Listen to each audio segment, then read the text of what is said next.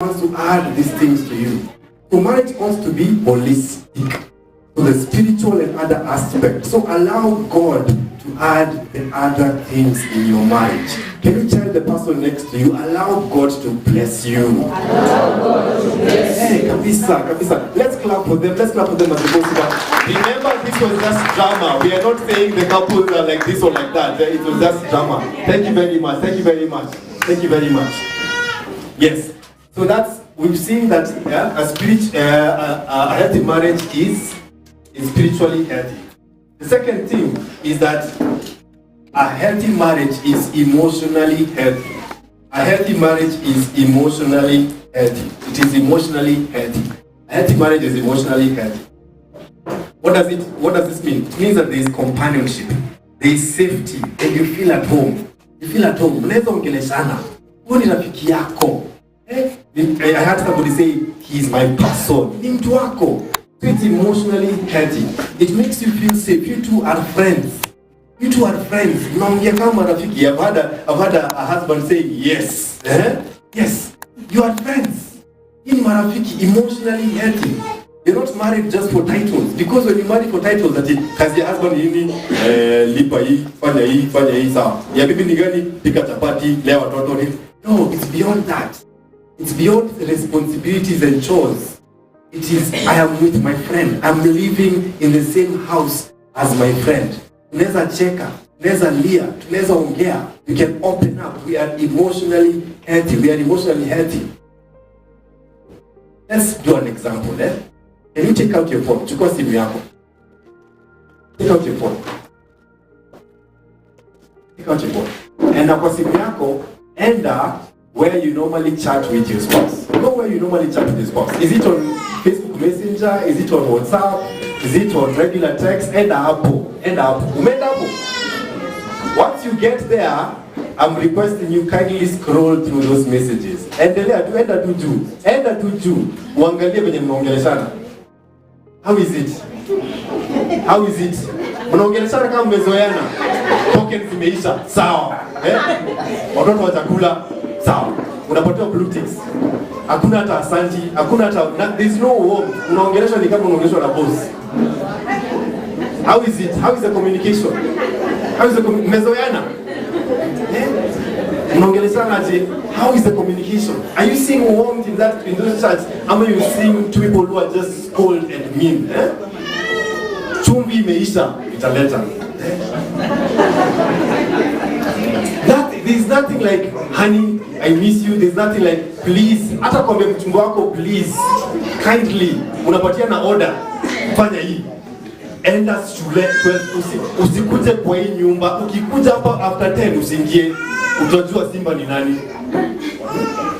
How is the communication? How are you talking? Ama are you saying, hey honey, I miss you? Or are you saying, hey darling, Chumi Meisha, please remember to pass by the supermarket and catch us up?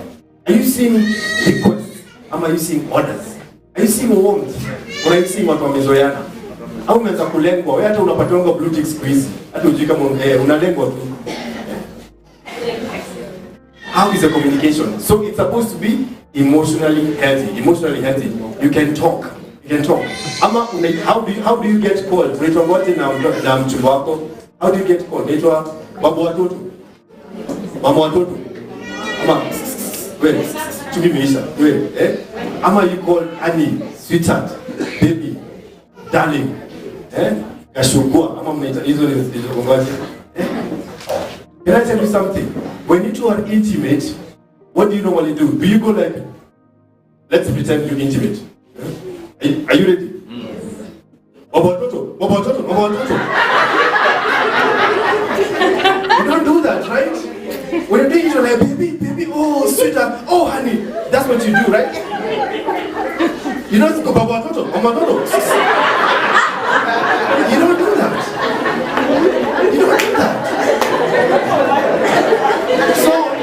So why are you only using the sweet names during intimacy, during sex? Why?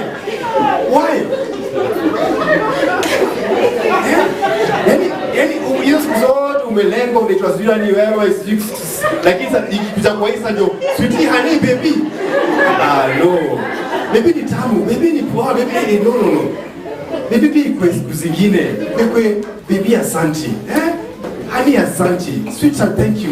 Si saa zile tu kwa kitanda. Because if you wait until only in bed ndo unazitumia, your spouse will start thinking, the only thing unanifikirianga tu ni sex. Hata hizi ungekaa marafiki, hata hizi unaongelesha vizuri. Ama the worst thing is, kwa email ukiandikia, how many of you are employed? You are employed over here. Umeandikwa kazi. Ukiandikwa kazi unaandikiangaje boss? Dear sir, madam, hoping this email finds you well.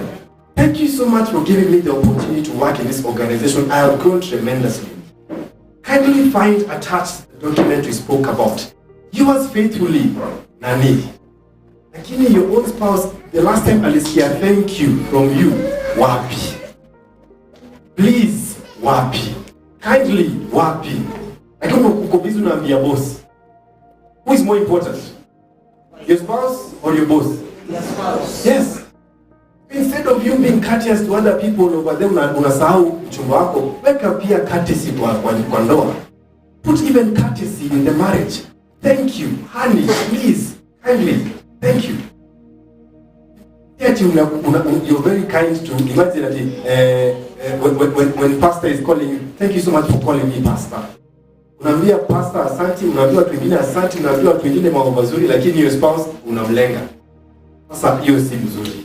Hiyo si mzuri. And yet your spouse is the one who's living life with you.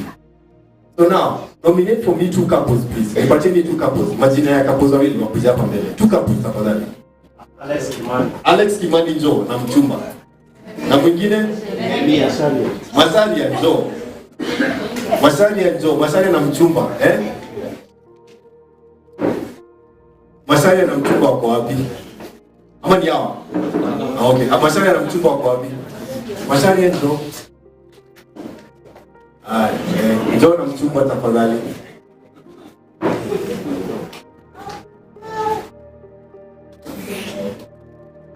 Where's your call? Hata pembe wimbo akikuja. Mimi ni wako, wewe ni wangu, basi kwa nini nimfuate mwingine?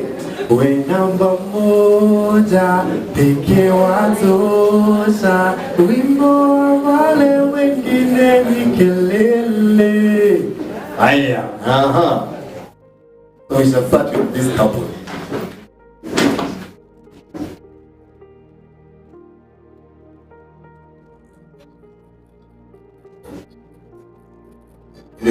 Ready for the first couple? Haya. TV, drama, and action. I love. So, tokens zimeisha, I can't keep reminding you. I am buying now. I love you. Faster. I love you. Okay. Hey. Aya, tuende kwa the second couple.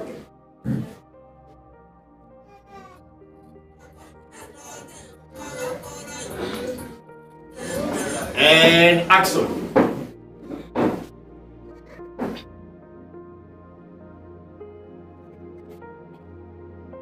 Hey, sex out. Amazing.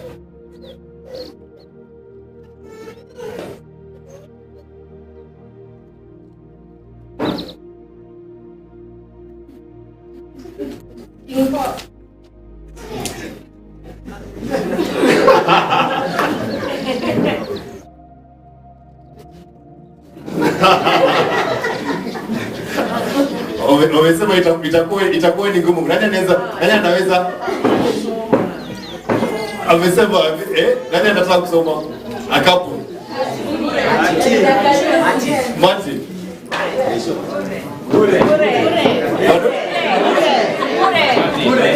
Who's gonna nani hao?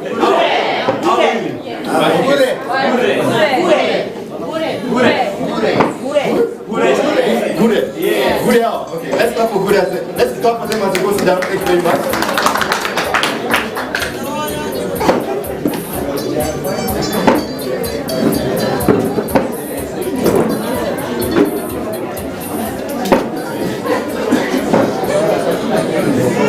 Are you ready? And action.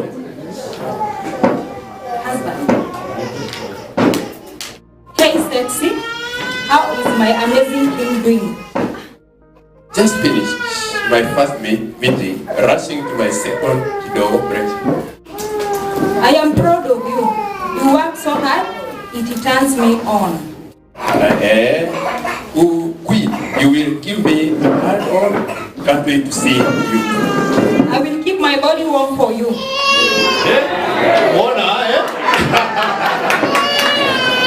Fire. So now let me ask, which of the two would you like to happen in your marriage? The first one or the second one? The second one. Why the second one? When communication in a flow.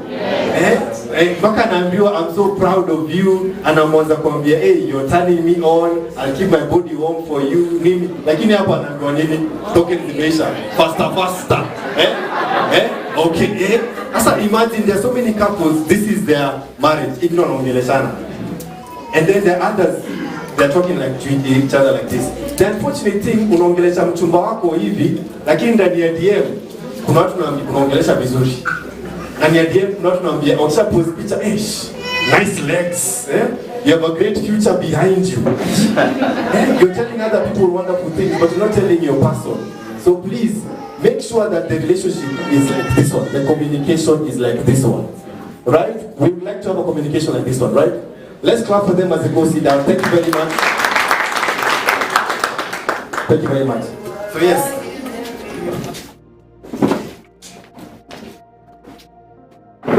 yes. So a healthy marriage is emotionally healthy, meaning that there's good communication. There's good communication between you two. The next one, a healthy marriage is socially healthy. It is socially healthy. It is socially healthy, meaning that it blesses both of you, and also it blesses the people around you. It doesn't interfere with your friendship, with your social life, that you can't even have friends. Because there's some blessings that your spouse cannot bless you, but it will be your friends to bless you. For example, your friends can end up showing you opportunities. Your friends can end up, perhaps letting you know, there's an opportunity over here, perhaps you can consider applying for this job. Those are things that your friends can bless you with, but perhaps your spouse may be limited.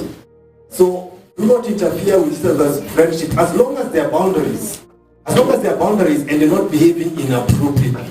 And as long as you're accountable to each other, like you know each other's friends, you're like, so by the time your spouse is telling you, leo niko na Brian, you already know, okay, Brian is so and so, you're good, whatever, because it is socially healthy. It is socially healthy. That relationship, that marriage is socially healthy, meaning you are celebrating each other's social life. You know, if you have your wife is thriving in the woman's guild. If you're a husband, if you have a husband, your husband is thriving in the mentorship. He's interacting with other people. You can be able to have friends. As long as your spouse is your priority, and then you also have friends who can be able to be a blessing. So it is socially healthy. It's socially healthy. Now, can I get another couple to come to the front? Nominate for me another couple. Kurias. Kurias wamechanjwa haraka sana. Kurias wako wapi? Haya. They are coming. Haya. John wanakuja haraka. Kwenye stage, time me up. Now let's quit. Such a never because they are wearing the same color. You may have a seat, you may sit down, facing opposite sides, and then you may remove your shoes, please. Mtaambia afadhali.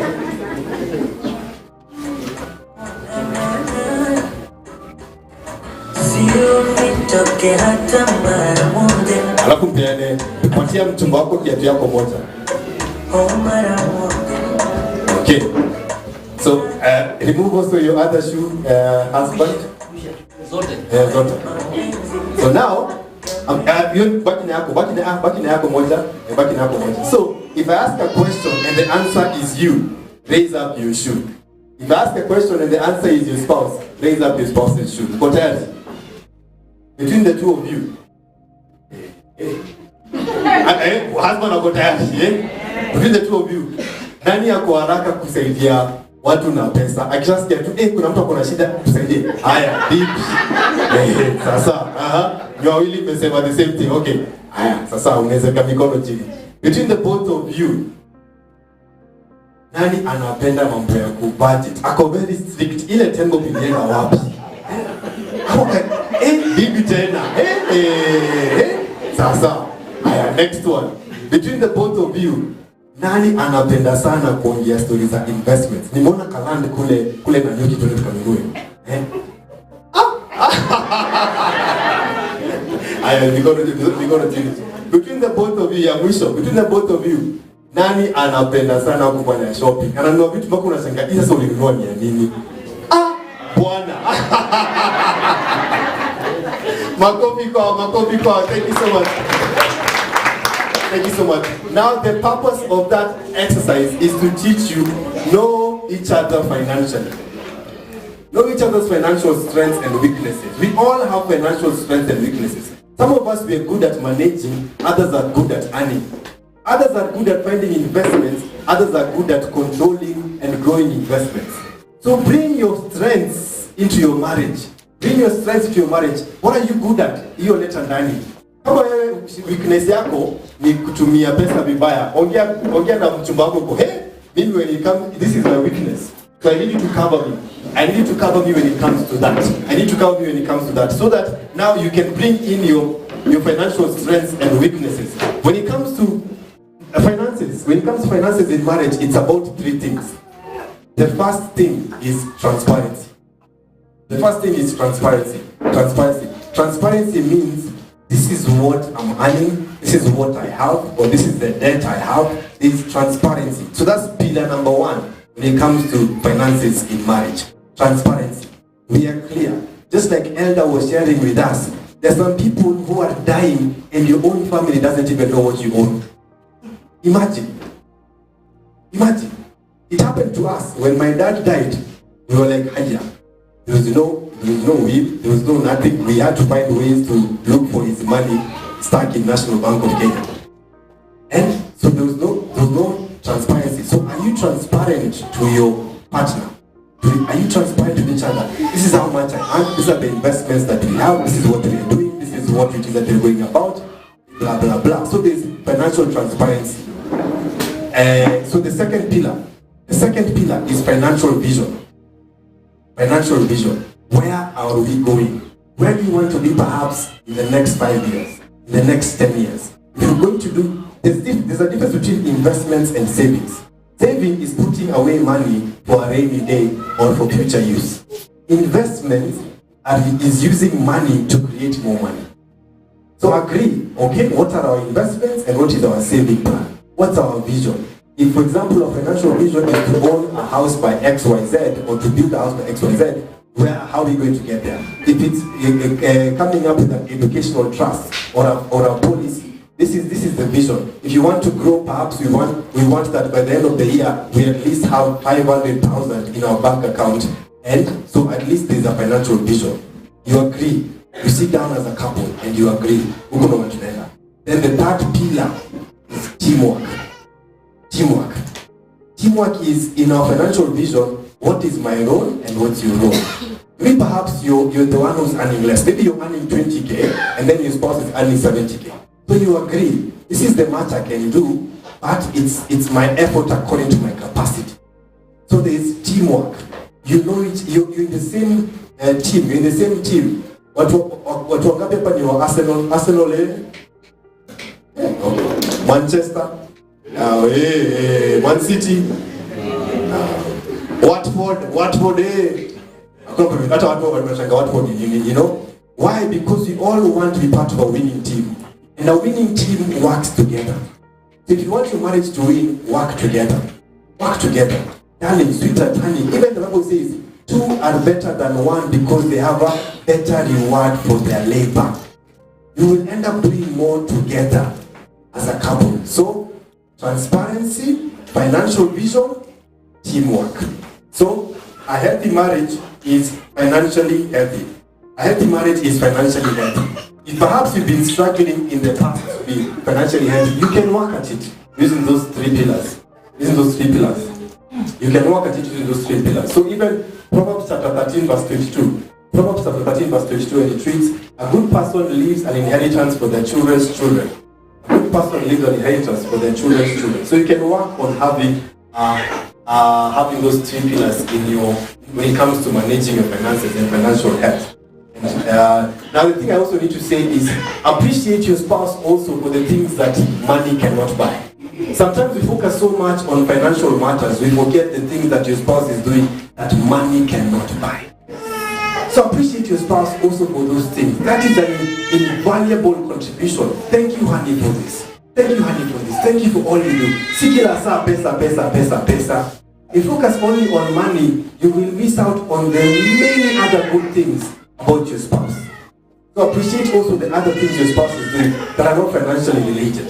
And then also remember this, it is easier to handle finances when your spouse is your friend.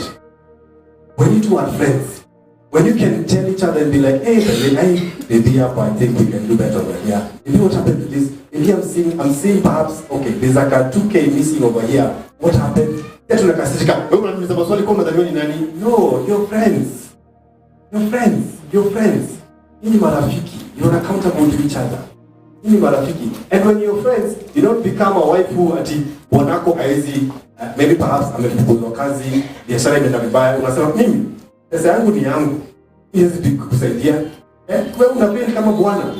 That means you're not your husband's friend. If you are your husband's friend, you'll be like, hey, when you're down, I'm gonna be your strength. When I'm down, be my strength. We're in this together. That's a true friend. A friend will not see you struggling and then I say, anguka, shauri yako. A friend is like, hey, we're in this together. We're in this together. Remember we talked about, don't marry for titles. Don't be married for titles. Marry for companionship, for friendship. For friendship, for friendship. Wonderful, wonderful, wonderful. Now also, a healthy marriage is sexually healthy. It is sexually healthy. A healthy marriage is sexually healthy. Let me tell you this. There are so many Christian marriages struggling sexually. Struggling sexually. Like they are not even enjoying intimacy. It's just something one you know what is happening over here. It is sexually it's struggling. It is sexually struggling. Maybe you're naughty, but then your spouse is not enjoying or celebrating your naughtiness. Maybe for you, you're like, okay, we can't even talk about this. It's a taboo topic. It's a taboo topic. You can't even talk about matters to do with sex with your spouse, matters to do with intimacy with your spouse. You can't even make your spouse know, like, okay, I will love this and this and this. So it is a taboo topic. So a healthy marriage is supposed to be sexually healthy. It's supposed to be sexually healthy. Now I'm gonna make a request. Can you nominate for me 5 couples to come to the front? 5 couples. What are? Number 1? Kibuja's family, Joe. Kibuja's family, you've been nominated, Joe. Another one? And where? Mumias? Elder Mumias. Okay, yes, that one, the one has mentioned, come to the front. Pardon? Ben, Joe, Kimki, Kirubi's family, Robert. How many are those 4? One last one. Rachel. Gichuru. And Gichuru's family. Okay, Sasa. If you've been mentioned, please come to the front. If you've been mentioned, please come to the front. This will be interesting.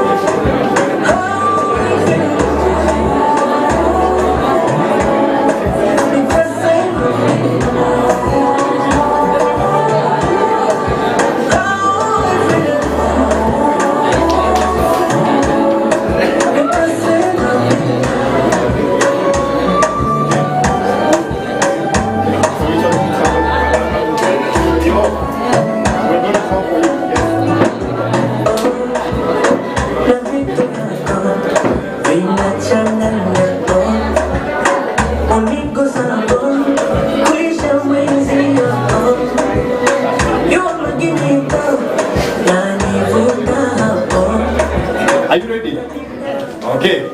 Aya. Hey, are you really ready for this? Yes. Aya, sasa. VCA Lanet TV drama. Yes. We shall start with the first couple. Yes. Kotari. And action.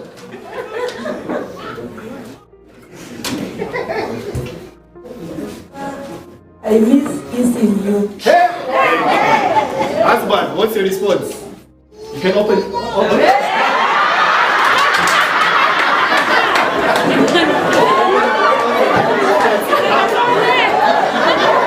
He's ready for action. He's ready for action. What's your response? Scare response.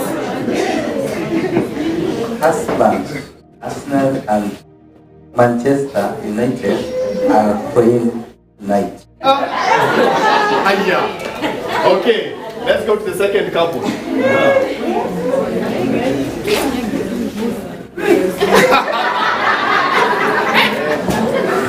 Can we make love tonight? Meskiza? Amtaskiza?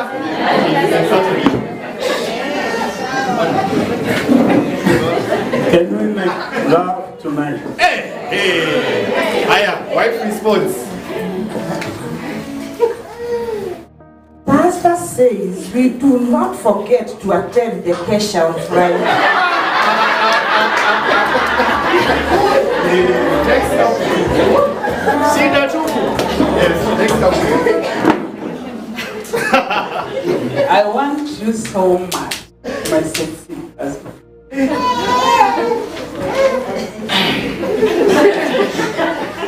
There is a land I want to buy in a version. You will buy it.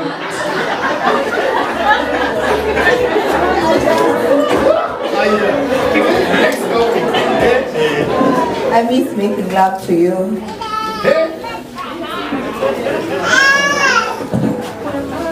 Tonight it will be fire.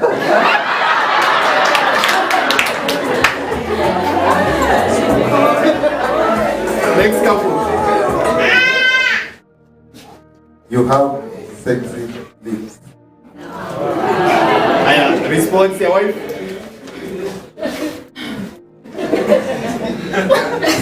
Okay, kiss me, my love. My lips are all yours.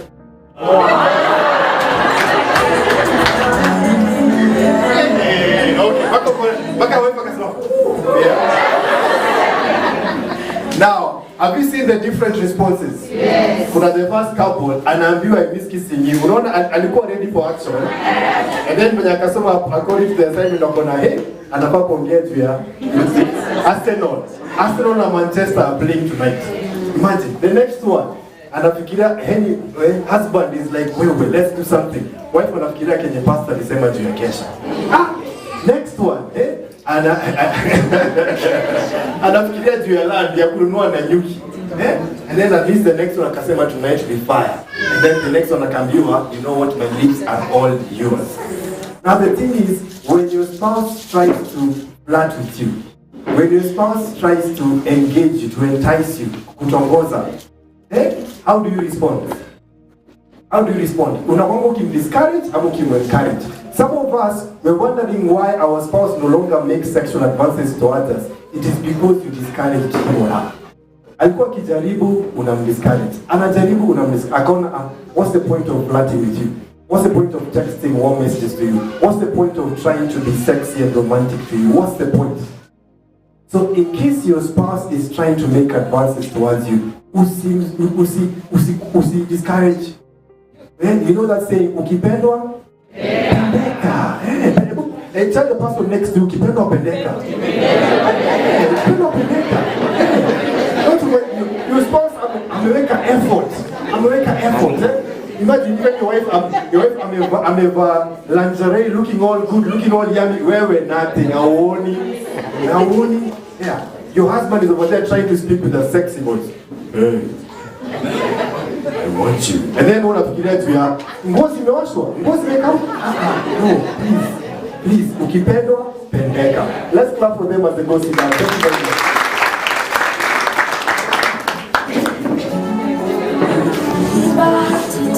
Wonderful, wonderful. Thank you very much. Thank you very much. So a healthy marriage is sexually healthy. It is sexually healthy. It is sexually healthy. You're supposed to enjoy, you know, let me tell you this, sex has a shelf life. You know that. A time is gonna come where if you're a man, your commando, itaacha kazi.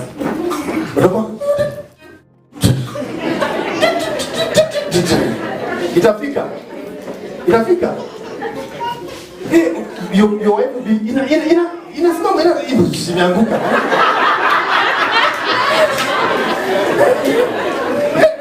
Jikaze. Itafika. That time is coming. That time is coming, you know?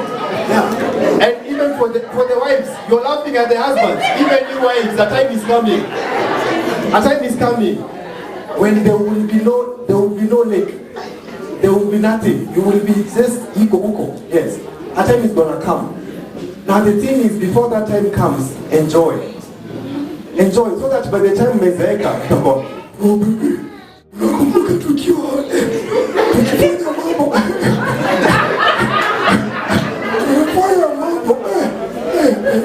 Yeah, you look back and remember those moments. Yeah. See, hey, enjoy. Bible imesema enjoy the wife of your youth. Imekwambia hivyo. Hata Biblia, I love the way Bible talks about sex. It says, and Abraham knew his wife. And Adam knew his wife. Yani nataka kukujua.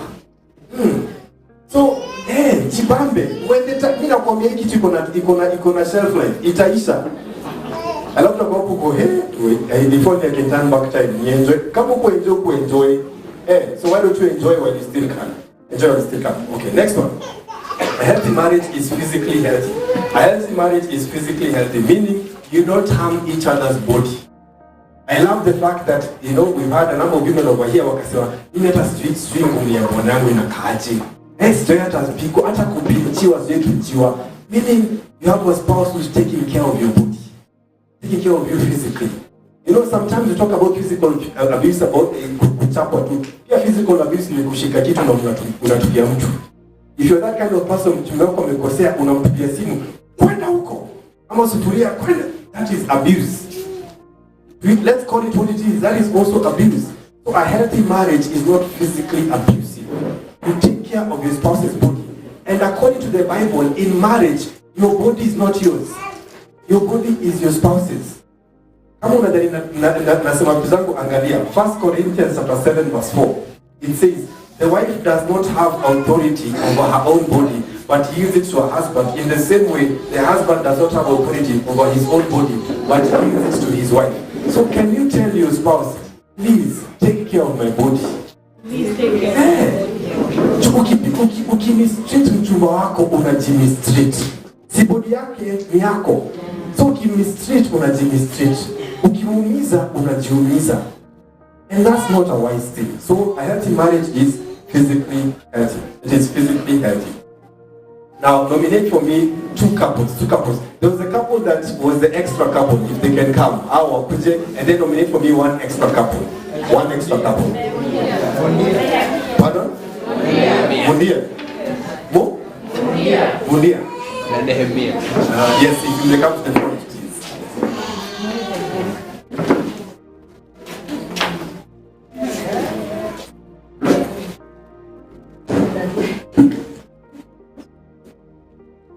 What am I giving them?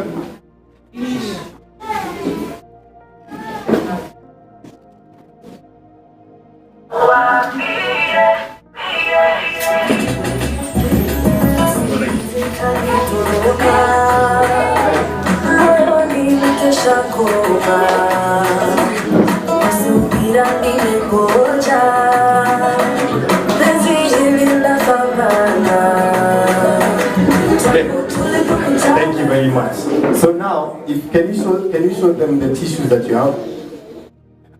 So those tissues, I'll tell you what they symbolize. Before I tell you what they symbolize, and the couple who has some liquid, can you put the tissue inside the liquid? Yeah. Just see what's going to happen. You can lift up the tissue now. What color is the tissue? Pink. Pink. The tissue symbolizes your child, your children. The children come into this world pure, white as snow, right? They come in white, pure, no impurities. Now the thing is, what kind of an environment is your child or are your children growing up in? Because children absorb whatever environment they are in. If they're in a home whereby things are not okay, it is toxic, kuna kutukana, kuna mistreatment, there's a whole lot of issues. Guess what? Your child is going to absorb that. And what you call that, it is trauma. Your child came into this world white, and then because of you two, has been traumatized. So now anapitia issues, upon stress, shuleni hata hizi focus, and losing the self-confidence, losing the self-esteem, and starting to have addictions. A lot of these things that we call addictions, it's actually somebody trying to run away from trauma. So maybe this is your child, or maybe your child is like that. You still take care of the child. You can hold the issue together as a couple. Oh, look at them. Taking care of the child. Making sure the child is being protected and taken care of. So what kind of parents are you? Are you the parents who you're taking care of your child, and your child is protected, the children are protected and shielded, and you're shielding them from issues, trauma, toxicity? Or are you like this one, where the child absorbed trauma, the child absorbed issues, the child absorbed all those bad stuff that are happening? Maybe perhaps hapo kanisani unakwanga you are alpha, lakini kwa nyumba F you. Tope wewe. Kasia. Takataka. Your spouse does something like the M word. You're using the M word. So imagine that's what your child anasikiza mkitana. Anasikiza hizo. Anasikiza mnapigana. Anaona hizo. Anafanya anajaribu kuongelesha kuna unalewa, unakuja nyumbani, you misbehaving. That is your child growing up seeing those things. So what environment is your child growing up in? Remember, parenthood is stewardship. God gave you those children as a steward to take care of them, to take care of that child. Are you a good steward as a couple or a bad steward? Let me tell your spouse, please let's take care of our children. And in case you haven't been blessed with children, let's tell your spouse, let's take care of the children God is going to bless us. If you did, you desire children. Tell your spouse. Tell your spouse. Yes. Yeah. Take care of the children. Together. Let me tell you this, children don't love one parent over the other. Children will not, it's not like wanapenda daddy kushinda mami ama mami kushinda daddy. Wanapenda nini wote. It's not a competition. So please shield the children from this. I am telling you this. I deal with so many adults coming for counseling because of what happened in their parents' marriage. So many adults right now, they don't believe in marriage because of what they experienced in their parents' marriage. And even before we started, I was even speaking with Reverend Ezra and even Elder. We're talking about how the marriage institution is so critical. When you get it wrong, it affects destinies and the future. So are you affecting the destiny of the children, or are you preparing them for a great destiny? Are you nurturing your child? Are you mentoring your child? Are you there for your child in a wonderful way? Or are you causing your child to have wounds and pain? Let's take care of our children. People talk a lot about generational curses. No, let's give our children generational blessings. Blessings upon blessings. Your child can say, oh my goodness, I want to have a marriage like my parents. I want to have a husband like dad. I want to have a wife like mom. I want to experience what mom and dad experience. I want that joy, that laughter. Imagine if your children are blessed with that heritage. May we bless them in Jesus' name. Thank you very much. Let's clap for them as they go to that.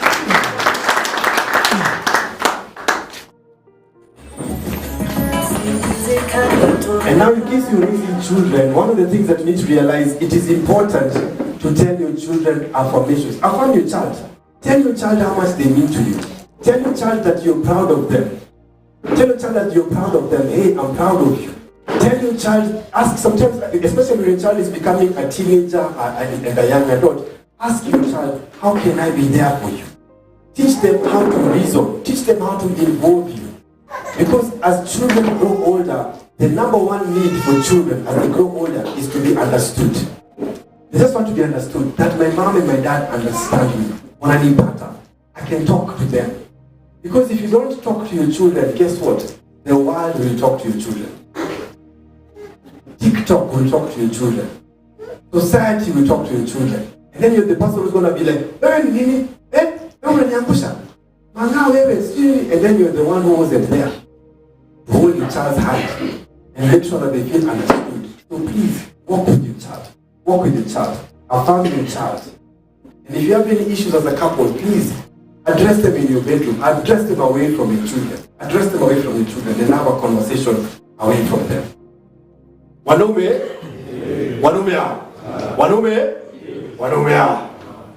So now we are going to address the men.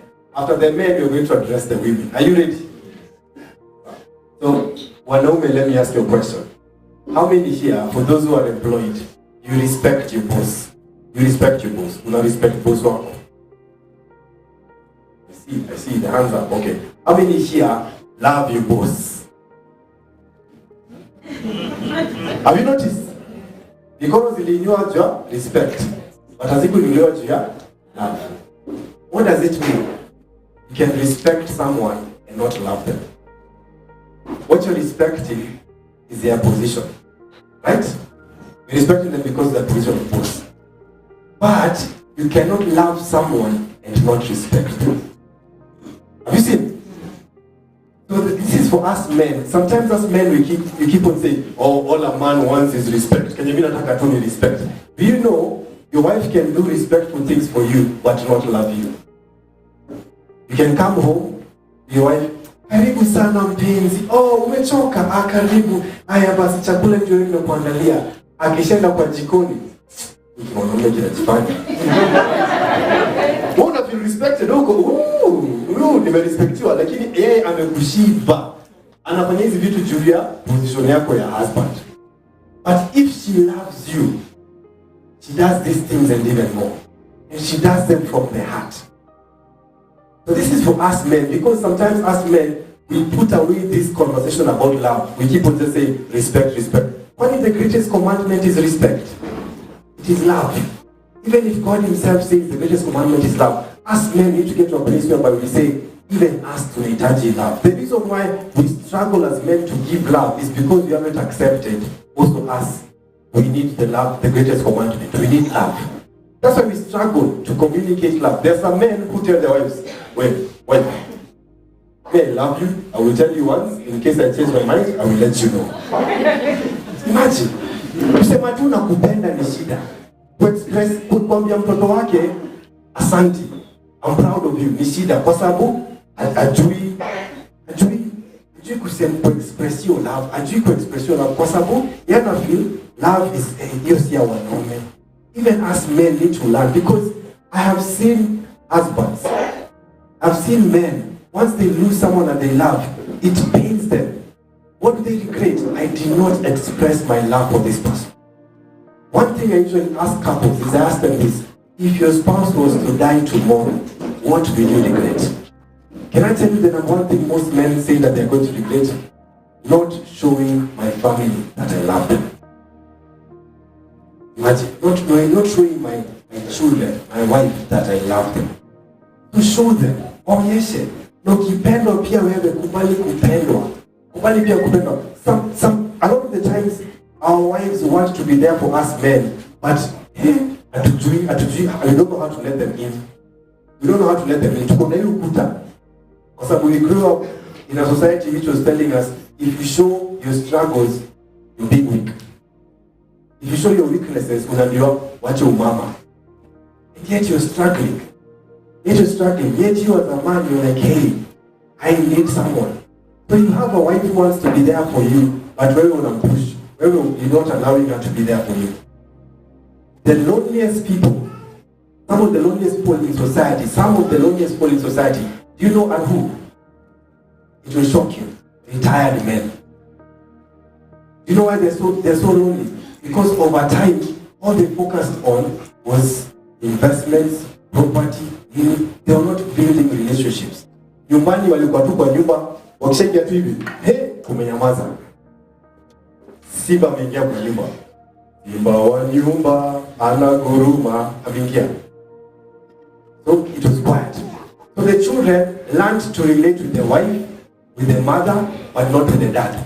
And then once now retirement comes, the children are now calling mom, they're bonding with mom. The husband is just there kusoma gazeti. Anasikia wivu lakini ilisema. Anashangaa watoto wengine wanasema, "Dad, uko sawa?" Okay, bye bye. Lakini mom wanaongea na mom story. They're talking with mom stories. They're bonding with mom knows so much. But you as a father, you as a man, people are struggling to connect with you kwa sababu unaweka mbali. So us as men, because I have a forum called Wanaume Assembly, where we speak as men. Us as men, let's learn to relate. It is not weakness to relate. It is not weakness to talk to your wife. It is not weakness to talk to your children.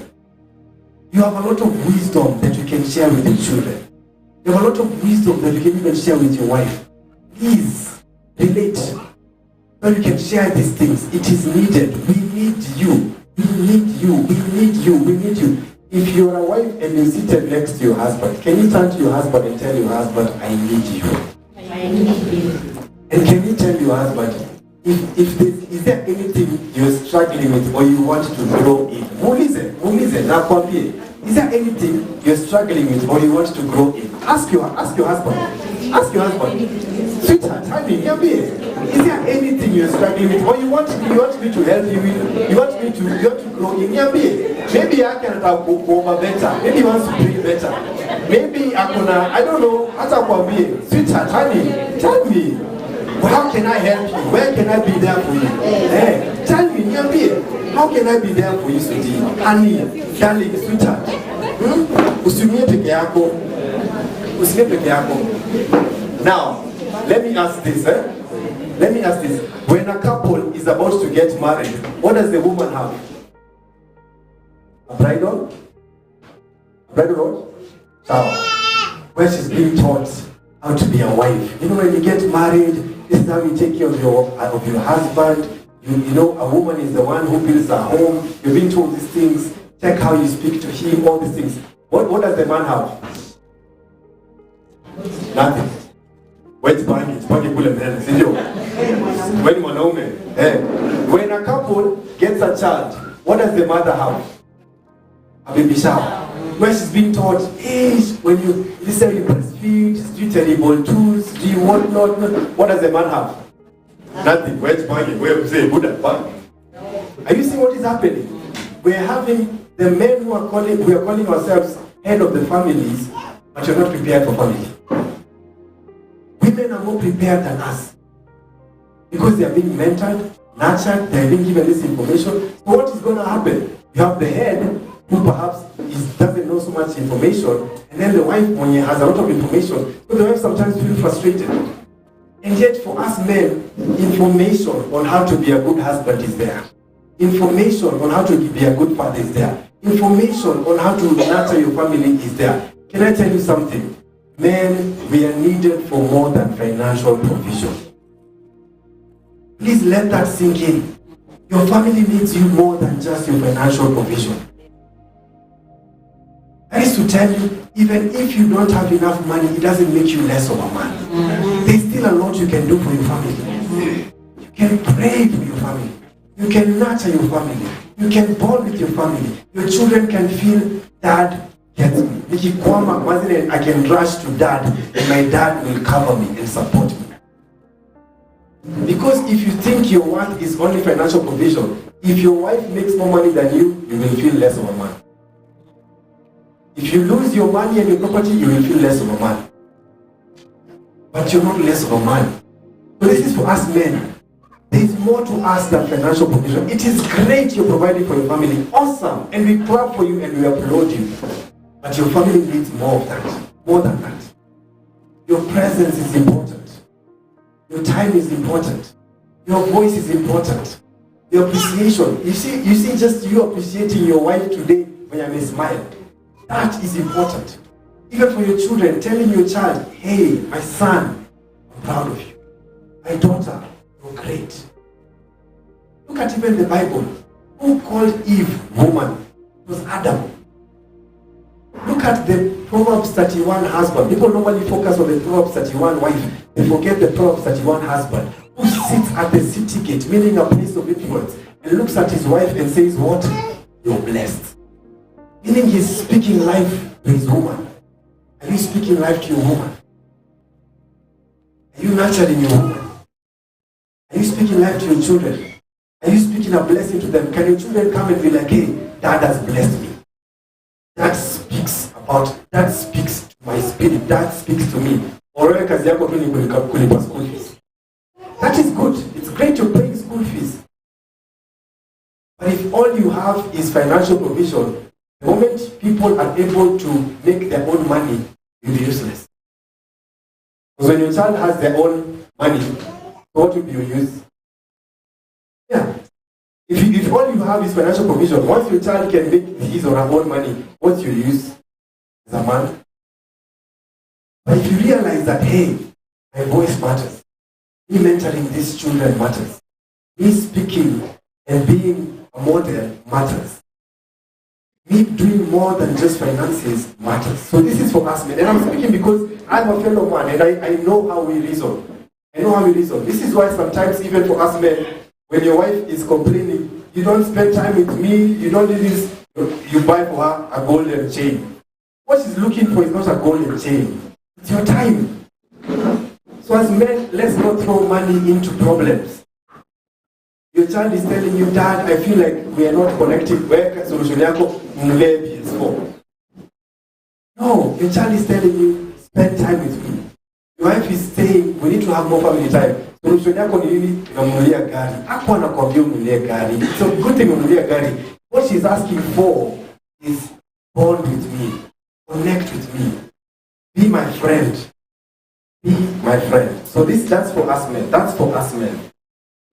That is for us men. Now, can I get 4 men to come to the front? 4 men. Nominate for me 4 different men to come to the front. One name. Yeah. Kuna mmoja ametoka kule hivyo. Hamtaongea kwa hii so that you relax. Hii hakuna kuongea. You just do something. 4 men. 4 men. Yes, ametajwa. Yes, thank you very much. Mwingine? Yes, another one, 2, 3. Actually, let's make them 5.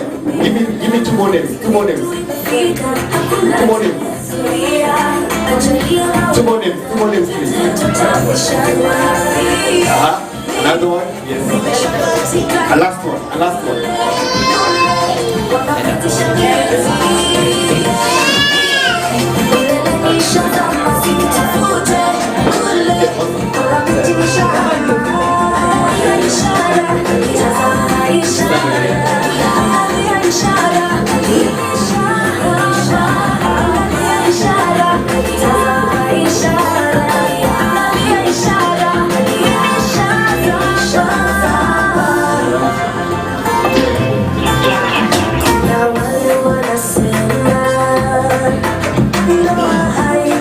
Are you ready? Yes. Okay. PCA TV drama and action. Angalia mnatoka mbio. Kipchoge ndio. Acha kukimbia. Now, you see this? This represents culture. This is the great-great-grandfather. Handed over culture to the great-grandfather. Handed over culture to the grandfather. Handed over to the father. Handed over to the son. The thing is, which culture was handed over to you? Which culture was handed over to you? Is it the culture of mwanamke akileta shida weka yeye kofi? Kwani nakusumbua kwa nini? Is it the culture that was handed over to you? Wanaume ni kuguruma, na ukiguruma, ukikohoa, kohoa tu kila mtu anatoa the line. Wewe ndio kusema, you have the final say. Is that the culture that was handed over to you? That you're a dictator in your own family? Was that the culture handed over to you? If that's the culture, imagine this. Who makes culture? People, right? Culture is man-made. And because it is man-made, sometimes culture can be wrong, right? Sometimes culture can be wrong. For example, like right now, we are doing away with the culture of female genital mutilation. Why? It used to be there. The purpose of FGM was to kata clitoris ya mwanamke ndio asienjoy utamu. Akienjoy utamu watarandaranda sana. That's the purpose of FGM. But you see, like right now we're saying, okay, that was not good culture. Meaning culture can be wrong. What culture was handed over to you? But imagine if there was good culture handed over to you. Maybe the great-great-grandfather handed over the culture to the great-grandfather that, you know what, lead your family with love. Even when things are difficult, speak leadership to your home. Imagine if that was the culture handed over from the great-grandfather to the father, to the son. Imagine if that was the culture handed over to you. So as a man, sift the culture handed over to you. Take the one that is good for your home. Wachana na ile ni mbaya. Kama culture ni mzuri for you, for your wife, for your kids, embrace it. Na kama it's in line with God's word, embrace it. Na kama isaidii, weka kando. This is your home. You did not marry culture, you married your spouse and you're raising children who are destinies. So sift the culture. Kama culture ni mzuri, endelea nayo. Na kama culture inaumiza mtu yote kwa ndoa yako, kwa familia yako, wachana nayo. Kama culture inakwambia, for example, wewe mtoto wako kaa na yeye mbali, hata mtoto wako hizi hata kaa na wewe hapa akuongeleshe. There's some African men that is not even allowed. You can't even sit close to your own father. What is this? So imagine you having a child who is a destiny, lost, can't even talk to you because of culture. So hey, let's embrace good culture. Let's embrace good culture. Let's clap for them as they go sit down. Thank you very much. Embrace good culture. Now, let me ask also a couple to come to the front. Nominate for me a couple to come to the front. They won't speak in case you don't go back here. Nominate for me a couple.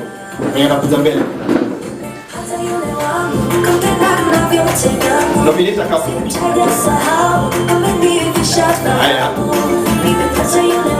Nani anatajwa?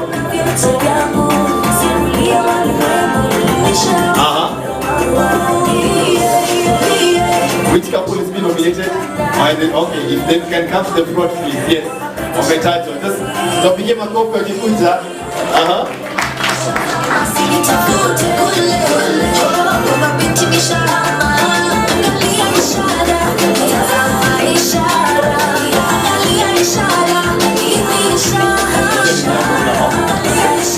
Give your wife the flowers.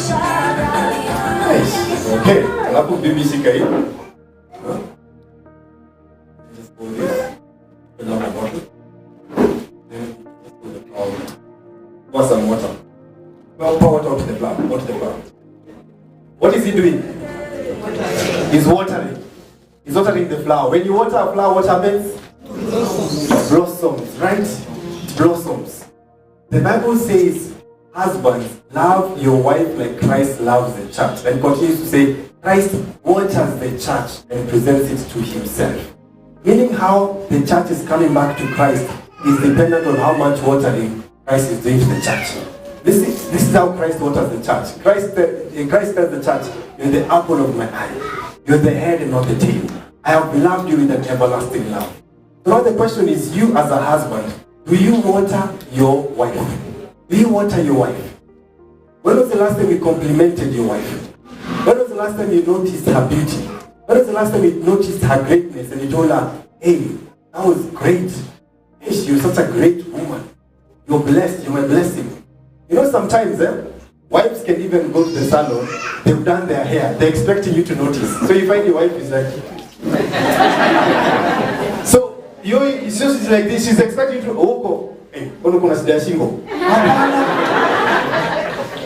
She's over there, so nilipitia kanisani alafu nikaona kesho tunaenda. She's expecting you to notice that she has new hair. Oni.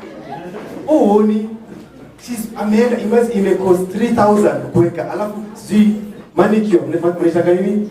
Manicure, sijui pedicure, ameka kazi, amenunua dress inamshika vizuri. Kwa hata uoni. Ako hapo mpaka she's bending, she's pretending.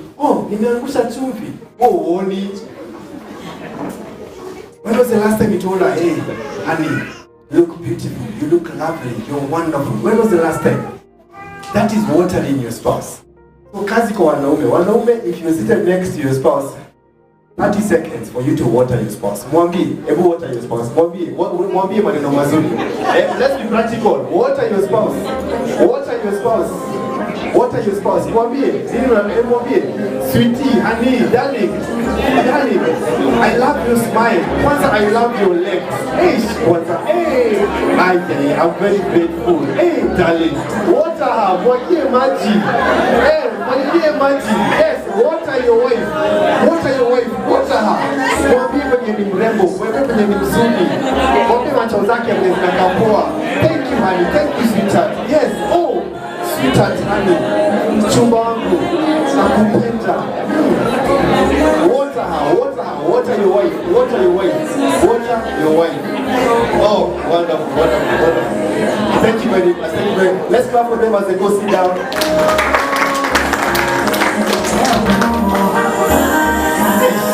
Have you seen such a gentleman amewata bibi tabia kwanza? Wacha nikuchunge. Hey, makofi kwake wewe. Mr. Gentleman, Mr. Gentleman, yes. So don't stop pursuing your wife. Don't stop making her feel special. Don't be that man who says, zile vitu nilifanya nikudate. Hizo nilikuwa kudate ati what? No. The same things you used to get her, do those things to keep her. Make her feel special. Just because you've been with her for 20 years doesn't mean she doesn't like being told, hey, I love your smile. Doesn't mean she still wants to hear those things. She still wants to be antakabado kutongozwa, to be desired. Everyone else is noticing her beauty apart from wewe.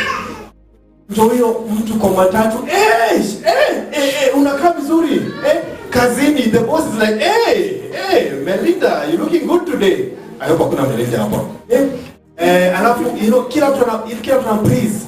Amepost picha kwa mtandao. Kila watu wakapo, wow, looking glorious. Wewe wapi? Auoni kitu. Alafu auoni but unaona wanawake wengine. Huko hapo unapeleka gari, when another woman passes. Umeona hiyo? Na uone bibi yako. Mpaka bibi yako anafunga mdomo, wewe, wacha kushangaa sana. Wewe, uko hapo kwa mtandao, wanawake wengine ndio unawaambia, God has blessed you. Naombi bibi yako, no. What are your wife? Exactly. What are your flower? What are your flower? Now let me also get another. Kuna mwanaume hapa anakaa nanga gym. Ameunga. Mato nanga gym. Nanga gym. Amos nanga gym. Amos ako wapi? Amos Joe, nasikia nanga gym. Amos uko na ako hapa. Ako. Chizotia, mwenye ako na bibi hapa. Naenda kuambia kwa nanga gym. Pita kwa wapi? Pita kwa.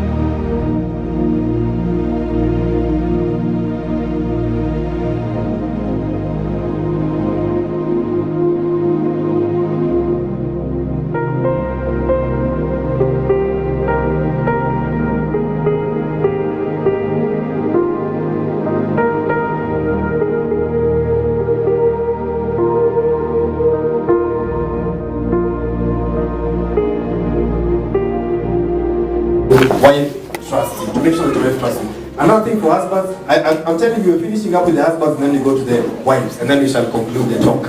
Now, for the husbands, a lot of the times our wives know our dreams. They know what it is that we want to achieve in life.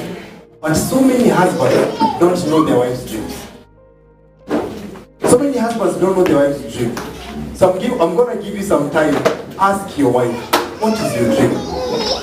Niambie, what is it that you want to accomplish? Niambie. Ask your wife, muulize saizi. Ani, darling, niambie sweetie. Dream yako ni gani? Maybe umekuwa na bibi anataka kuanza biashara na ujui. Muulize. Ani, sweetie, dream yako ni gani? Unataka kufanya nini kimaisha? How can I support you? How can I support you? Mpenzi wangu. Mchumba wangu, how can I support you? How can I support you? Muulize, how can I support you? How can I support you? So that they are not only helping us, we also helping them. Wives are not only helping us, we also helping our wives. Very, very important. Very, very important.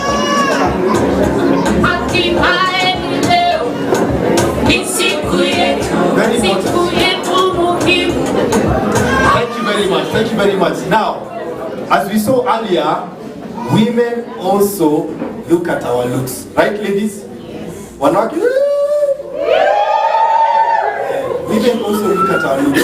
What does that mean? Don't be a husband when you remember the same boxer, the same underwear for 5 days. Imagine.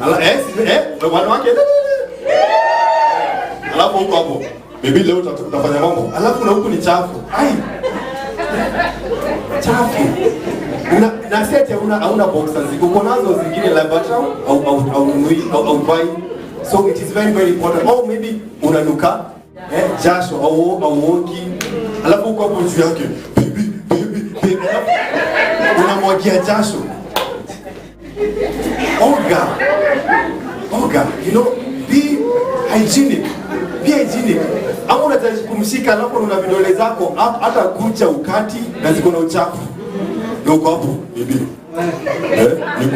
Nikupinga tutasikia utamu sana. Anashangaa hii ni nini sasa hii ni nini? What is this? Be hygienic. Be presentable.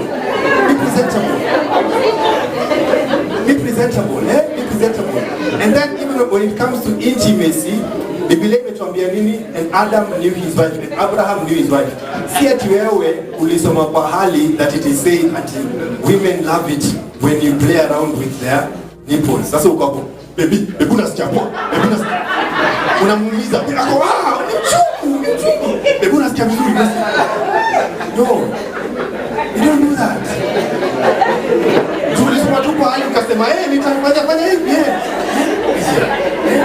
Ama you read somewhere, women love it when they are spanked. You know, spanking is when you touch the butt. You're like, that's what you ladies love. So your wife passes. Unamuumiza bana.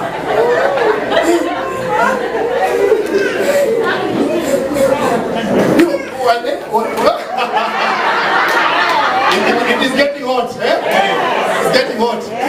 Umechapa mtu pa, unaumiza mtu bana. Mtu wako. Ama you read somewhere, women love it when you blow into their ears.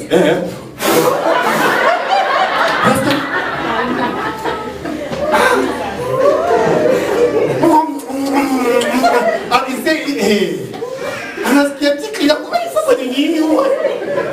Kwani usikii vizuri, kwa hiyo usikii poa. Relax. And Adam knew his wife. And Abraham knew his wife. Meaning, how can I please my woman, my person? Ujue, yeye yake anafilaje vizuri. How does she want it? Usicopy paste. And wanaume, a lot of the times, wives complain, this mchezo ya kitandani only happens when we want it. Ya kitaka, niko busy, nimechoka. Lakini wewe kitaka, barua.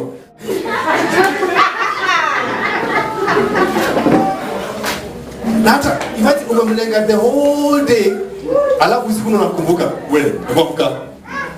So the wife is wondering, you haven't even asked me how my day has been, you haven't even cared about me, I'm stressed, no. Let's show them that, hey, darling, my wife, I want you and I desire you and I need you for more than just your body. It's not just about sex. It's not just about sex. It is you as a person. I care for you. So wanaume wanawake mnacheka, wanawake timisoma pahali, men love it when you play with their balls. Baby unasikia kwa baby unasikia vipi?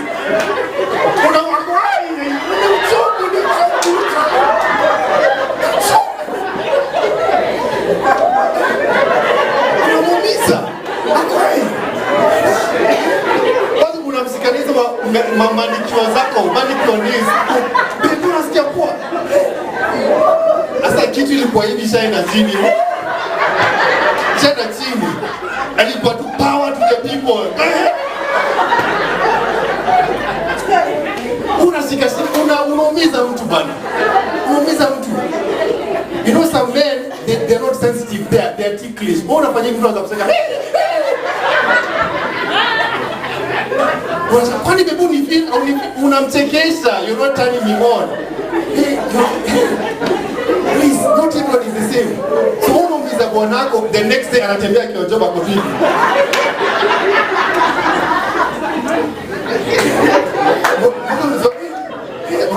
Baba John, kwani kuna nini? Nilikuwa nacheza ball jana. Ni boss nilikuwa ninachezwa.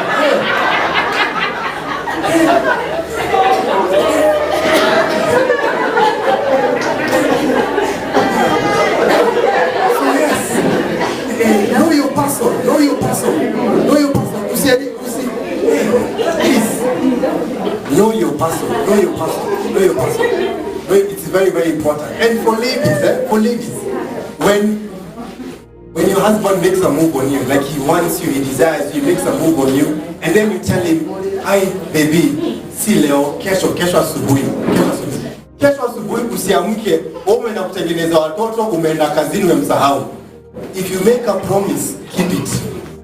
Ukimwambia kesho tutaamka tufanye mambo, make sure ufanye mambo, because honestly unaumiza bwanako kwa nothing. So please, let us be thoughtful when it comes to matters of intimacy.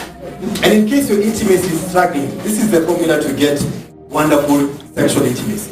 It doesn't start at sexual intimacy. It starts at emotional intimacy. Be emotionally intimate. Emotionally intimate means what? You two can talk, you can bond, you can laugh, you can enjoy each other's company. That's emotional intimacy. After emotional intimacy, you go to the next level, which is physical intimacy. Physical intimacy is when you see your spouse anapika chakula, unamshika tu kwa. Like today, we saw a lot of physical intimacy. Watu wameshikwa hapa. My husband is my person, my husband is this, my husband. Watu wameshikwa. You need physical intimacy. So the more you have physical intimacy, the night graduates into sexual intimacy. So usiharakisha to sexual intimacy without emotional and physical intimacy. The more you have emotional and physical intimacy, the easier sexual intimacy will be. So please, just walk through that formula. Very, very important. Very, very important.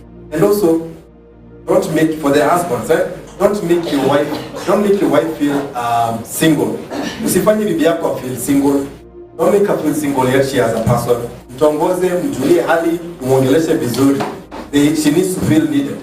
It is very, very important. It is very, very important for that. So remember that. And then lastly, for the men, listen to your wife. Sometimes she can save you. Sometimes God is using her to give you counsel. And I'll give you a good example. If you want, you can go and read Matthew chapter 27 verse 19. Matthew 27 verse 19. Matthew 27 verse 19 is the story of a person called Pilate. Pilate was a political leader. He was a powerful person. He was about to give a verdict. Jesus Christ and Barabbas were brought before him for Pilate to give a verdict. And then when Pilate was about to give a verdict, the wife of Pilate came and told Pilate, "My husband, I have nothing to do with this man. I have had a dream about him and he is innocent." The Bible says that Pilate listened to his wife and washed his hands, meaning he did not give the verdict. And the blood of Jesus is not on Pilate's hands, meaning Pilate was saved because of listening to his wife. Gentlemen, sometimes our wives can see things that we don't see. There's a reason why they are called our helper. Sometimes they can see our blind spots. Sometimes they can cover us. Sometimes your wife can tell you something, you're like, you know what? Maybe, I don't know, they have this thing called instinct. The Holy Spirit communicates to, I don't know, maybe because, I don't know why, but listen to her. She might be able to save you, she might be able to help you in so many ways if only you care to listen. But she cannot help you if you don't allow yourself to be helped. You have to be willing to receive help. You have to be willing to receive help. Very, very important. Very, very important for us men. And lastly, Ephesians chapter 5 verse 28, and it reads, he who loves his wife loves himself. So we're just going to finish in the next 20 minutes. We are now going to the next one for women. Wanawake? Haya, tumekuja kwenu sasa wanawake. Now it's your turn. Now for the wives, For the wives. I remember this one time, there's a lady who came for counseling session. And she was telling me, Mr. Masinde, I want to get out of my marriage. And then I asked her, why do you want to get out? She had been married for 16 years. And I asked her permission to share this because, you know, my sessions are in confidentiality. So I asked her permission to be sharing this so that people can learn. And she was like, I've been married for 16 years and I don't know who I am. I've lost myself. It wasn't that the husband was a bad one. It wasn't that the children, she was just like, I feel empty and lost. What lesson can we learn over there? It is very easy for you as a woman to lose yourself in marriage. It is very easy for you to lose yourself. Because you focus so much on being a wonderful wife and a wonderful mother, your husband, yako na dreams zake. Ataendelea, atafanya masters, atafanya nini, aendelee, agrow, biashara endelee, huko bado tu hapo. Your children, the ones that you now putting all your life to, guess what? One day, they will become 16, 17, 18 years. And they will leave you to form their own life. Now you'll be like, who am I? Forget about your role as wife and mother. Who are you? What's your dream? Find the thing that brings you fulfillment. Is it helping? Is it volunteering for children's home? Is it serving? Is it business? Is it as a woman? Even as you are a great wife and a mother, find your thing, but with a balance. Don't do your thing to the point that your family is losing out. Find a balance. Because the more fulfilled you are as a wife, the more fulfilled marriage will be to you. Marriage requires two fulfilled individuals, two whole individuals. But the more fulfilled you will be, the better for your marriage. You will actually feel like, wow, I'm winning as a woman, and I'm also winning as a wife, and I'm also winning as a mother. So don't forget, check yourself. A time is going to come, maybe you might look at your spouse and be like, ai, sababu nilikuwa, nilijisahau. Niliacha kuota ndoto, niliacha kujiendelesha. Hapana, you can still be a wife, be a mother, and still shine as a woman. It's very, very possible. So don't forget yourself. Don't forget yourself. Can we get a couple to come to the front? A man and his wife, please, to come to the front for this presentation. Bibi na bwana, nipe jina. Mama wa Elimo. Mama wa Elimo wako wapi? Haya. Wala kusmile. Wala kucheka. Wife alisema kiboko yao.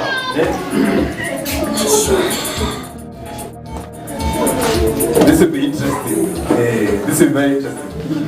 So give me this one. And I'll give you this one.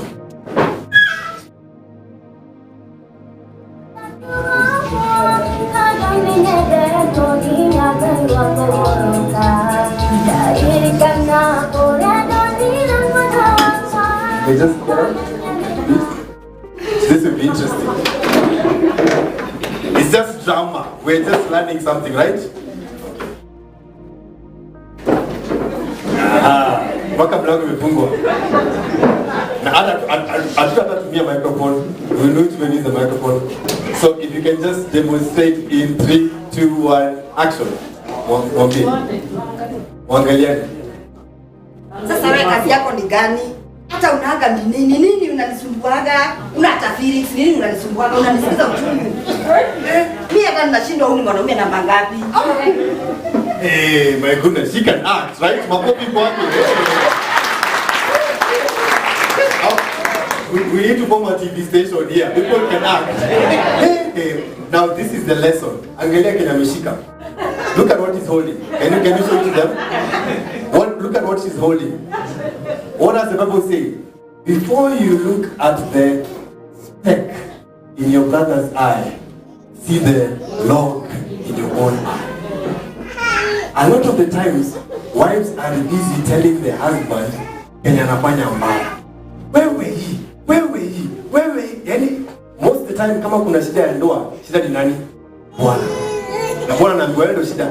And a lot of the times wives are not seeing their own issues. They're not seeing their own issues so that they can be like, okay, even for myself, I am sorry for this. So as a wife, before you go ahead and start complaining and telling your husband about XYZ, jiangalie.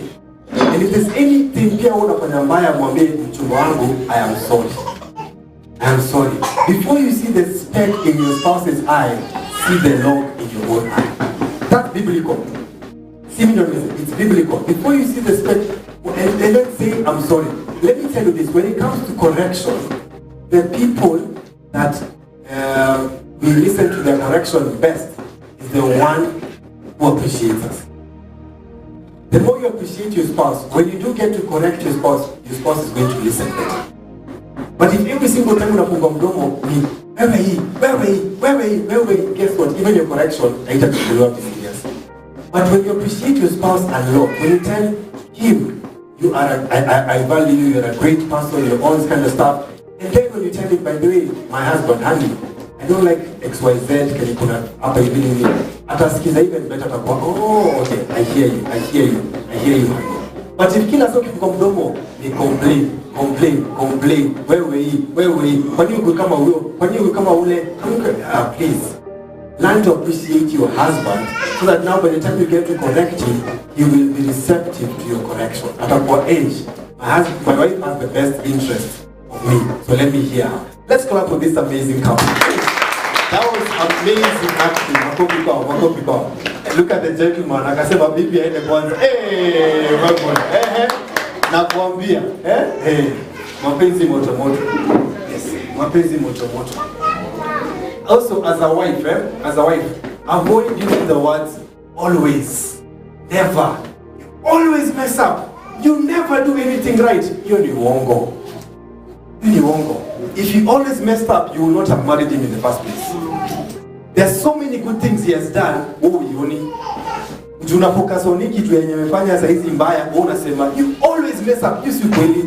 Why don't you be specific? Sweetheart, what you did on Friday, I did not like. You're specific.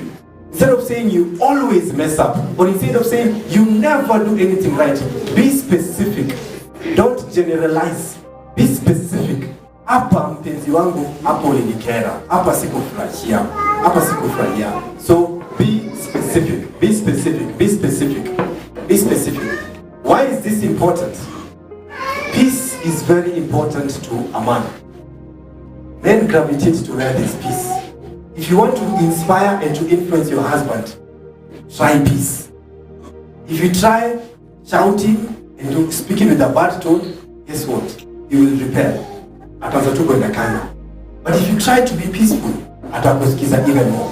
Let me tell you this. There are some men who wamekuja kutoka kazini, they park their car hapo hivyo nje for 1 hour aingie kwa nyumba. Kwa nini? Nyumbani hakuna maji.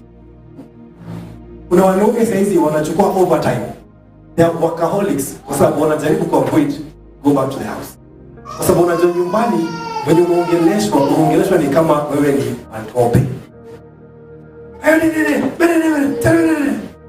So the husband just goes like, no. Men respond well to peace.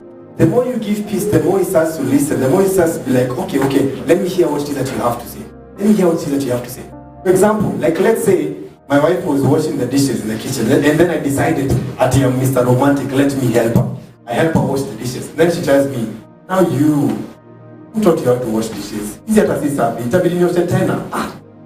Or she tells me, my husband, thank you so much for lending me an extra pair of hands. It was so good doing this with you. I wish we can do this often. Which one do you think I'll respond best? The second one, the next time I'm not only helping to wash the dishes, it was the idea to mop your floor, to take away the trash. Why? Because I was appreciated and given peace. That's how you inspire a man. The little that he does, celebrate and appreciate it. Ataanza kufanya more and more and more. Atakuwa, oh, it's being seen. What it is that I do in all let me do more, let me do more. But ukianza kuwa na ile, wewe nini? Utamsukuma. Can I get 2 couples to come to the front, please? 2 couples. But hili jina ya couple. Chairman na bibi. Chairman na bibi yako wapi? Bibi njoo. Haya. Another couple, please. Pardon? Judy na mchumba wake yako wapi? Mpaka mnachezewa. Oh, yes. Thank you very much. Kuna ule bwana alijipanga akaambia bibi kama hapo wapi? Ameleft. Nani atakuja hapa mbele? Tunatafuta wale couple watakuja mbele. Haya, let's come to the front please. Haya, wakuje mbele. Makofi kwa wakija mbele. Mpaka mnachezewa. A nice song, man. Romance. Mpaka mmefunguliwa barabara. Hey! Look at the way he's holding the wife. Hey! Wanatembea kama model. Look at them. Hey!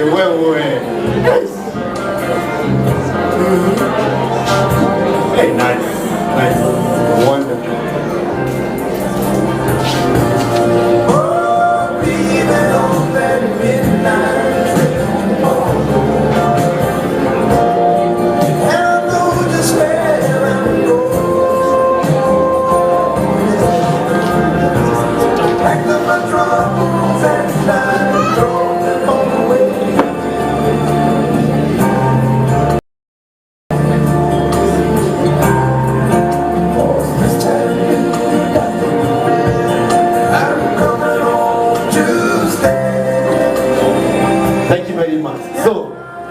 We shall start with the first couple. Mko tayari? PCA TV drama and action. Tuyo bwana. Come.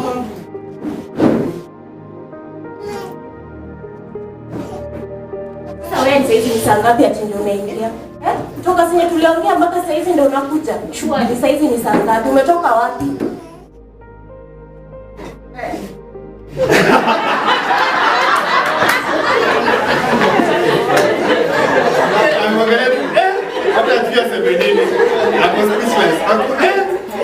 Okay, so next couple, please.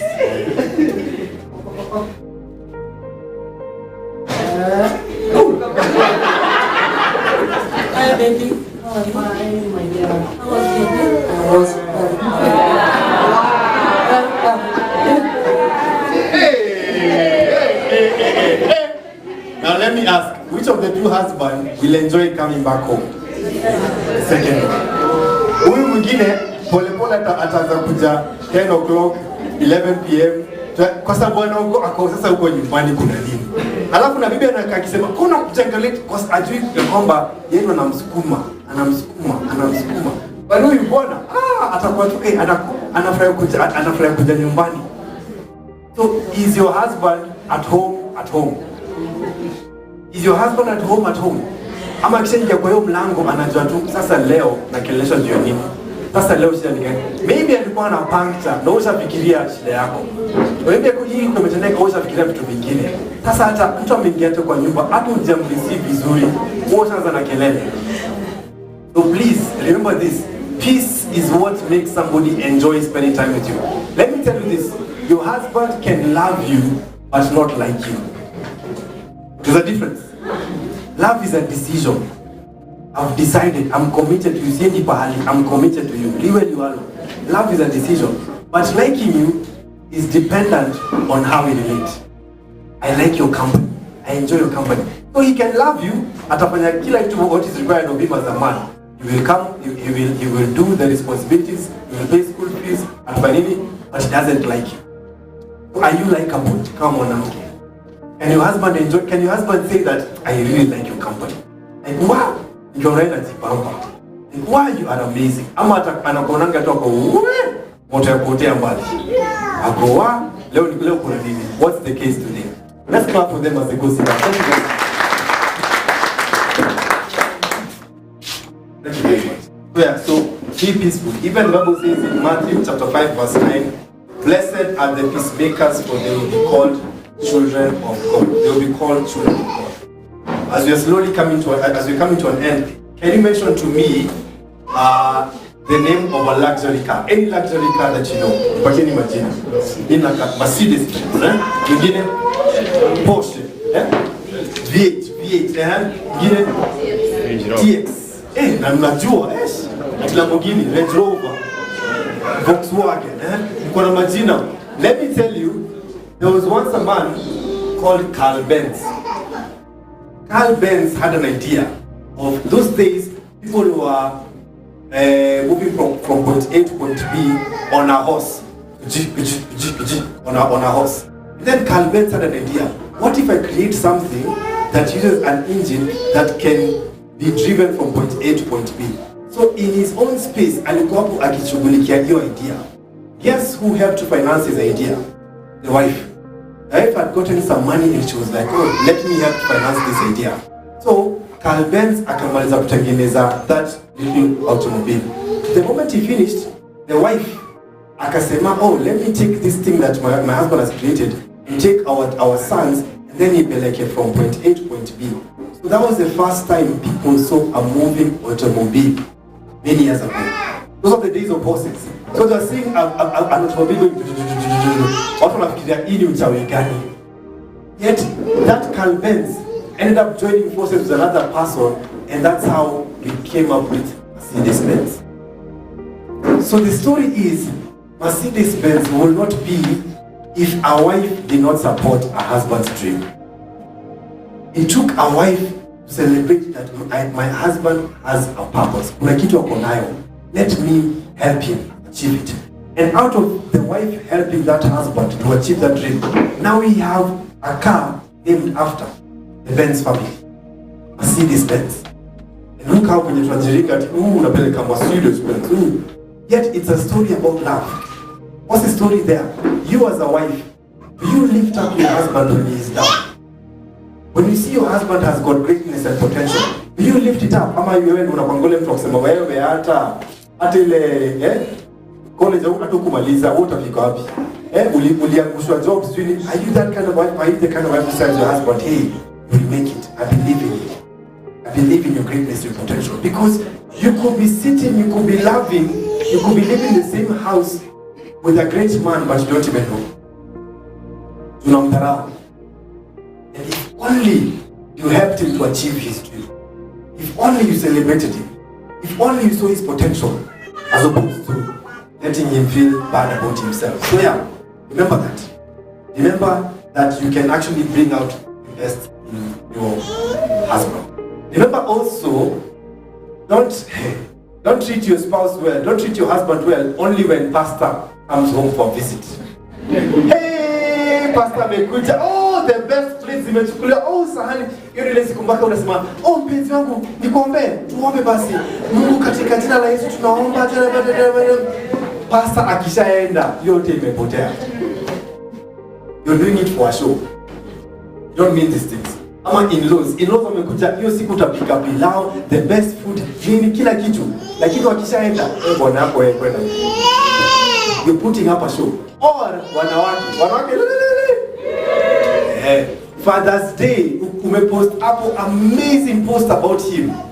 Oh, you're the man that God ordained for me. I bless you and I celebrate you. I've come from so far. Umemwandikia hizo vitu zote kwa public. Na in private haujamwambia. What is that? Sasa unakimbia kuambia watu kwa social media na umwambia hizi vitu in private. Waka bwana wako anashangaa, sasa wewe unanikia nani? Mimi uniambiangi hizi vitu. Unaambia nani? You're putting up a show. Au mmekosana uko una post WhatsApp status about him indirectly. Wanaume hata wafikiriangi siku hizi. Alafu wataona. Kama hajaona unapigia. Baby, umesoma status yangu? Stop speaking indirectly. If there's an issue, mwambie. Wacha kwenda kwa social media kumwanika ama kupretend. Don't. If there's an issue, communicate. If there's something, let's talk about this. But please, don't put up a show. Your husband doesn't like it when you only treat him well when kuna visitors or kuna pastor or you're comparing him with other men. Kwa nini ziko kama ule nani? Kwa nini usinipenda? Angalia, Shiro alipelekwa Dubai, wewe umenipeleka wapi? Hata mkuro utaninunulia. Don't compare your husband with other men. You don't inspire a man like that. You inspire a man by cheering him to be his unique self. Not by comparing him with other men. Nani alifanya hivi? Please don't compare. Don't compare. Don't compare. Don't also overreact. Don't also overreact or over-magnify issues so that because sometimes this I've seen also in some marriages. Wife amesema, mimi nataka divorce, kama nime tuachane. But she doesn't want a divorce. Siku moja acha let me warn you. Siku moja utapatiwa divorce unataka. Alafu utakuwa sikuwa serious. Wewe. Don't joke around with the D word. Hey. To a lot of wives, they say that kushtua mwanaume ili abadilike. It doesn't work like that. It's difficult to work on marriage with someone mwenye anakwambia natoka. Afadhali yule mtu mwenye anasema mimi niko hapa. Can we make this thing work? If we need to go for counseling, let's go for counseling. If we need to talk about this, let's talk about this. So yule mtu anasema tuachane. Alafu kesho anakuambia kwa nini nifanyangi hivi? Kwani wewe uteko mbona unipendi? Umesema tuachane. So do not use the D word. Do not overreact. Do not threaten. Because some of these threats that you make, siku moja utapata. Because let me tell you this, in many cases, once a man says, mimi nakupatia divorce, ni ngumu aanze sasa kurudi nyuma. Na umeitisha, kwa hapo tuachane, ni kama zile. So overreact. Learn how to handle your emotions. Or otherwise your emotions are going to crumble your marriage. Now, can I get 5 women to come to the front? Wanawake watano. Preferably the ones who are here who did not come, who the husband is not here. If you're a woman and your husband is not here, so it's your time. It's your time. Yes. On the time to Hey, if your husband is not here now, yes. So you want to time, yes. Yes. Two more. Zia. Come to the front, yes. Where's Anne? Wonderful. The New York City, yes. Sasa. So,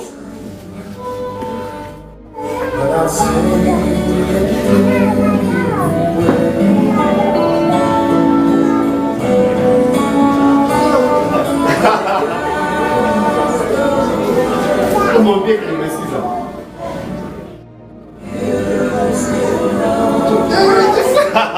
Just tell her what you want. Whatever it is, just tell her.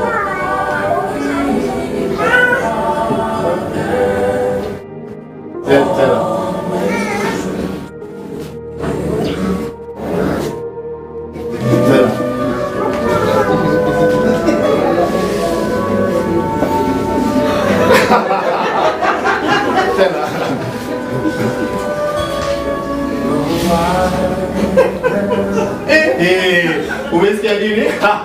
Tell us what you buy.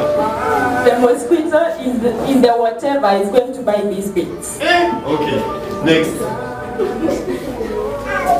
Same. What you had? The mosquito in the what is going to buy milk. Okay. The mosquito is going to buy milk. The mosquito in the net is going to buy milk. It was the mosquito in Lake Bogoria is going to buy chips and chapati. Now, have you seen how it has changed? Do you know what that is? Gossip. Hearsay. Utaanza kuongea vitu juu ya bwana yako. Unaanza kuongea vitu juu ya ndoa yako. Oh, niliona bwana yako akiwa na nini? Utaanza kuongea vitu. Sasa wewe, if you are quick to listen to hearsay and gossip, kuna shida. Kuna shida. Ukiambiwa kitu, don't take it as gospel truth. Find out what is the truth. Don't read